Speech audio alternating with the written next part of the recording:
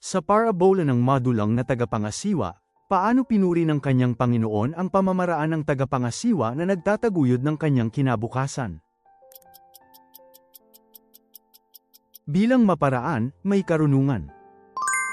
Sa Roma 11, saan sinasabing nagmumula ang lahat ng bagay, sa pamamagitan ng kanino, at saan babalik ang lahat? Mula sa Panginoon, sa pamamagitan ng Panginoon, at sa Panginoon din babalik ang lahat. Nang magdala si Ananias ng bahagi ng pinagbilhan, sino ang sinabi ni Pedro na kanyang sinungalingan? Ang Espiritu Santo. Ayon kay Pablo, ang bawat isip ay binibihag upang ito'y maging masunurin kanino?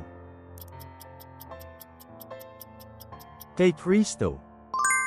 Yamang malalim na ang gabi at malapit na ang araw, ano ang sinasabi sa atin na dapat nating gawin? Talikuran ang mga gawa ng kadiliman at isuot ang baluti ng kaliwanagan.